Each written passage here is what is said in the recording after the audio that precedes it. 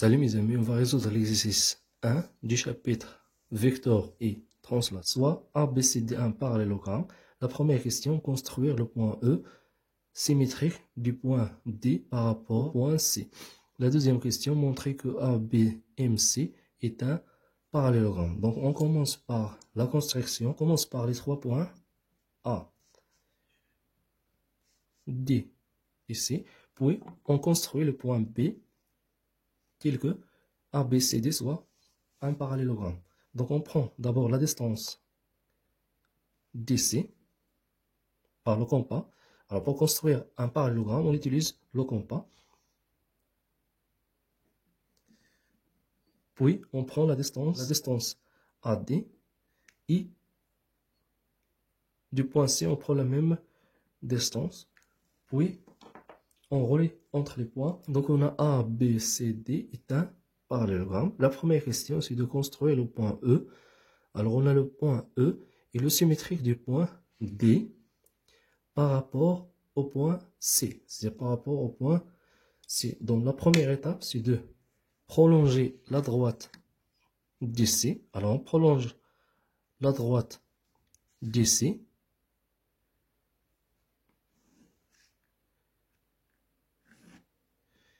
Puis on prend la même distance D. Et on a construit le point E. Donc ici on a le point E. Donc la deuxième question, c'est de montrer que ABC est un parallélogramme.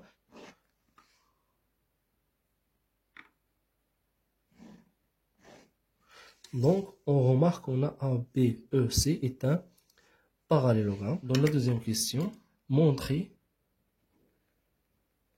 que ABEC est un parallélogramme, c'est-à-dire que le vecteur AB égale au vecteur CE. Ou bien, montrer que le vecteur EC, ou bien BA, égale au vecteur EC. Donc, on va montrer que le vecteur AB égale au vecteur CE. C'est-à-dire que le quadrilatère ABEC est un parallélogramme. On a ABCD est un parallélogramme. Donc, cet énoncé, il nous donne que le vecteur AB égale au vecteur DC. Alors, on prend seulement le vecteur AB égale au vecteur DC. Et on a E, le symétrique de D. On a cet énoncé et il nous donne que le point C est le milieu de segment DE. Ça veut dire que le vecteur DC égale au vecteur CE. Donc on a ici 1 et 2, le deuxième résultat. Donc de 1 et 2, on déduit que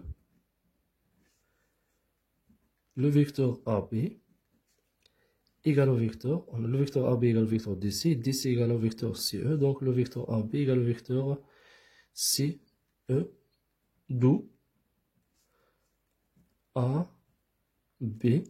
Alors on a AB et le point AB, C, E. Donc ABCE est un parallélogramme. Et voilà, on a terminé notre exercice. N'oubliez pas de partager les exercices avec vos amis.